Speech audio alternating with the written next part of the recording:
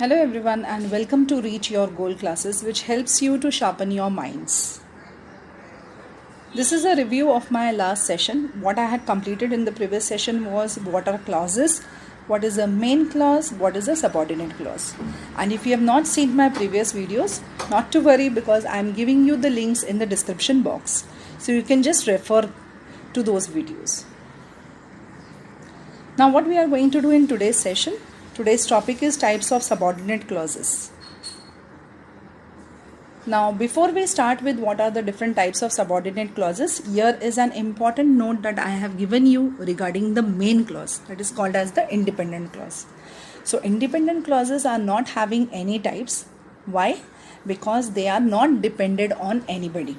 They can stand alone and they give you a complete sense. That is why we don't have any different types of independent clause or main clause. But we definitely have different types of subordinate clause. And which are those? The three types of subordinate clauses are noun clause, adjective clause and adverb clause. So let us take one by one. Today that I am going to teach you is noun clause. So what is a noun clause? So we all know first what is the meaning of a noun. What is the work of a noun? What is the meaning of a noun? A noun is a name of a person, place, animal, thing, idea. So that is a noun. We already have that when we have studied the base of grammar. So today we will understand what is a noun clause. A noun clause is a dependent clause. Okay? It is dependent on the main clause. It has a subject and verb combination. I hope you remember in my last session I had told you that clauses always have a subject and a verb combination. So my dear students, there is a tip for you that the number of verbs which are there in the sentence, that will be representing the number of clauses in the sentence. That means if you have two verbs in a sentence, there will be two clauses in the sentence. If you have three verbs in the sentence, there will be three clauses in the sentence.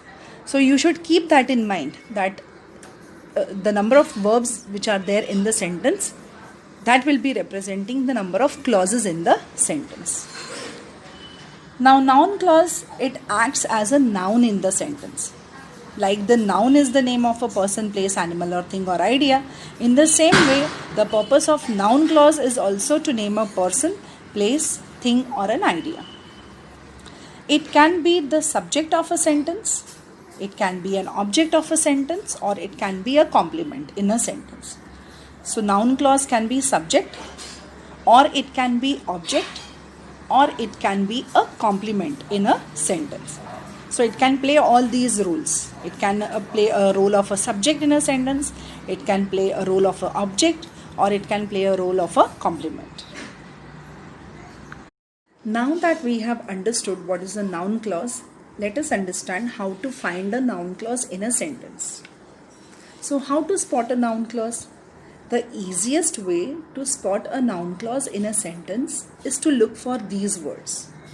So whenever you find these words in the sentence, you should understand that the noun clause has started. Now which are those words? These words are how, that, what, whatever, when, where, wherever, whether, which, whichever, who, whoever, whom, whomever, why. So my dear students, these are the key words that you should keep in mind to understand that the noun clause has started in a sentence. Now one more important tip for you is that noun clause will always answer to the question what. So if you ask yourself what, then the answer which will come, that will be the noun clause. That we will see when I will give you the examples. Now let us understand. Now that we have understood what is a noun clause, let us understand how to find a noun clause in a sentence. So how to spot a noun clause? The easiest way to spot a noun clause in a sentence is to look for these words. So whenever you find these words in the sentence, you should understand that the noun clause has started. Now which are those words? These words are how, that, what, whatever, when, where, wherever, whether, which, whichever, who, whoever, whom, whomever, why. So my dear students, these are the key words that you should keep in mind to understand that the noun clause has started in a sentence. Now one more important tip for you is that noun clause will always answer to the question what. So if you ask yourself what, then the answer which will come, that will be the noun clause. That we will see when I will give you the examples. Now let us understand which are the different. Now that we have understood what is a noun clause, let us understand how to find a noun clause in a sentence. So how to spot a noun clause? The easiest way to spot a noun clause in a sentence is to look for these words. So whenever you find these words in the sentence, you should understand that the noun clause has started. Now which are those words? These words are how, that, what, whatever, when, where, wherever, whether, which, whichever, who, whoever, whom, whomever, why. So my dear students, these are the key words that you should keep in mind to understand that the noun clause has started in a sentence. Now one more important tip for you is that noun clause will always answer to the question what. So if you ask yourself what, then the answer which will come, that will be the noun clause. That we will see when I will give you the examples. Now let us understand which are the different. Okay, now that we have understood how to spot a noun clause in a sentence, let us understand how a noun clause can come as a subject in a sentence, or how it can come as an object in a sentence, or a complement. So let's see that. First one, how noun clause will come as a subject of the verb. So to understand this, first let us understand that how a sentence is made. A sentence is made of a subject, verb, object or complement.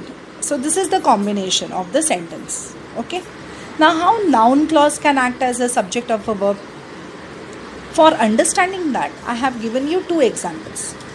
First example, what she wrote surprised her family. Now suppose if I ask myself a question that what surprised her family, then the answer which I will get will be what she wrote surprised her family. That means it is a noun clause because it is answering to my question what. I told you, it will answer to your question what, the last tip which I have given you. So in the same way, if I ask myself what surprised her family, answer that I will get is what she wrote.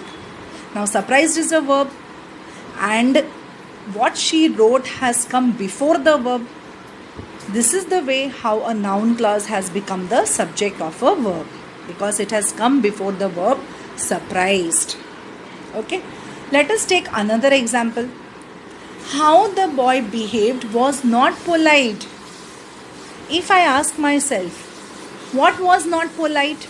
So answer that I will get is how the boy behaved. Now these words have come in the subject part and it has come before the verb was. That is why it has become a noun clause as a subject of the verb. So I hope you have understood that what is the subject of the verb. How a noun clause can come as a subject of a verb. It will come before the verb. Okay. Next. Now how a noun clause can come as an object of a verb. So how it will come? Let us see. For understanding that also I have given you two examples. She wondered why they were moving. Now what she wondered? She wondered why they were moving. So I am getting my answer to the question what. And wondered is the verb in the sentence. Why they were moving is a noun clause. Now this noun clause has come after the verb. That is why it has become the object of a verb. Let us take one more example. In a sense, he didn't know what a proof was. So if Here also you see, know is the verb, and noun clause which has started from the word what. I had given you some keywords, right? See, how, that, what. So here also keyword what I have given you. So what a proof was. This is a noun clause in a sentence, and this is the object of a verb. Why? Because it has come after the verb, that is know. Okay, let's see now how noun clause can play the role of a subject complement. First, let us understand what is a subject complement. Subject complement provides a further description or clarification of a subject. So either it will describe the subject or it will clarify about the subject. Okay, let us understand this through examples. First one, Ram's problem was that he couldn't make a decision. So if I ask myself, what was Ram's problem? I will get more clarification about his problem. Now what was his problem? His problem that he was not able to take the decision. That he couldn't make a decision. So that was his problem. So this is a noun clause. That he couldn't make a decision is a noun clause.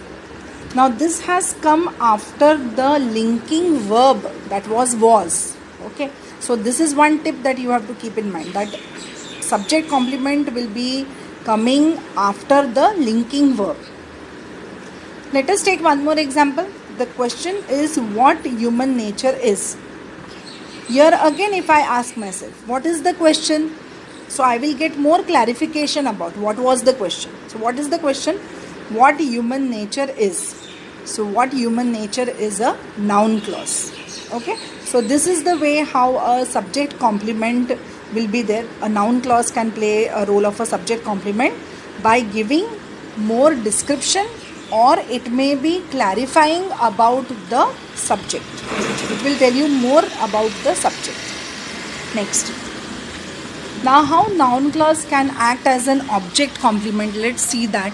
How can it come as an object complement? I told you that it will describe more about the subject, then it will become subject complement. Now here it will describe more about the object. So it will become the object complement. Let's see. The committee has announced the winner, whoever wrote the essay on democracy. So what is the committee going to announce?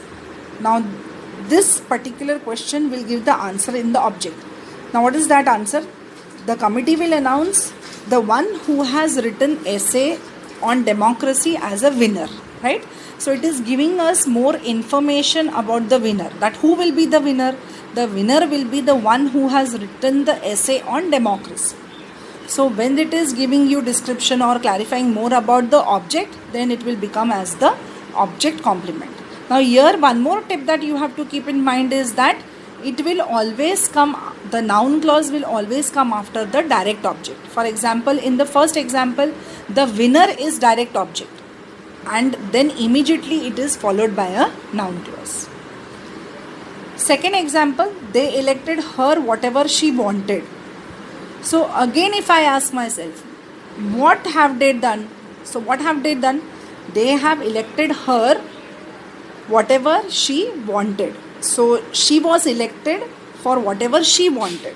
Okay, so it is giving us more clarification about the object part is giving more clarification.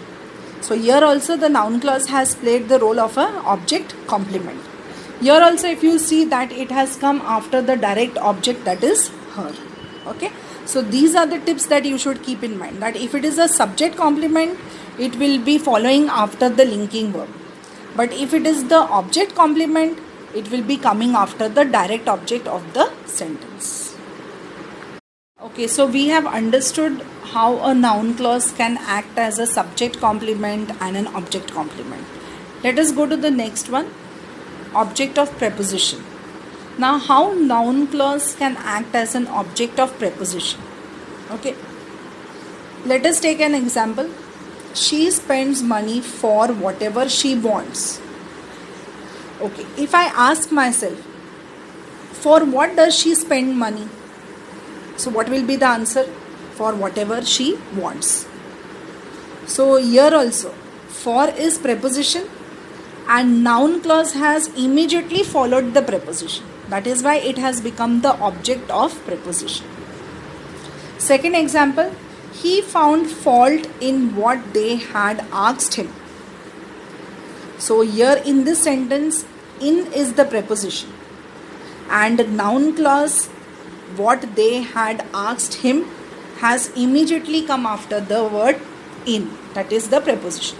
That is why noun clause has become object of a preposition.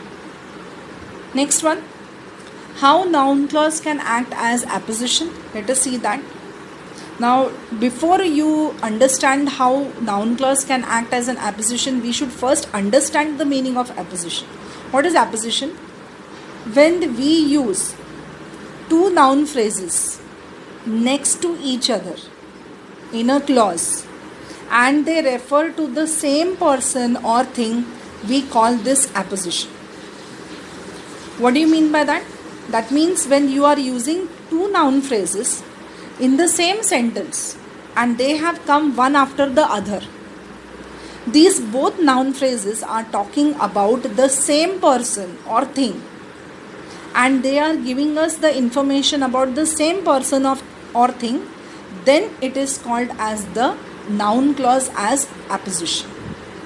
Let us take example. Mary, their youngest daughter, is a singer. Here Mary and youngest daughter refer to the same person. Okay, so noun clause is, what is the noun clause in the sentence? Their youngest daughter. So this is the noun clause as apposition. My brother Sam is a doctor. Now my brother Sam refers to the same person. These are not different persons. So here also noun clause is playing the role of an apposition in a sentence. Okay. So I hope, dear students, that you have understood how noun clause can play the role of a subject of the verb or how it will become the object of a verb, subject complement, object complement, object of preposition, and how a noun clause can act as an apposition in a sentence. So thank you for watching my video. Do like, share and subscribe my videos to your friends also. Thank you.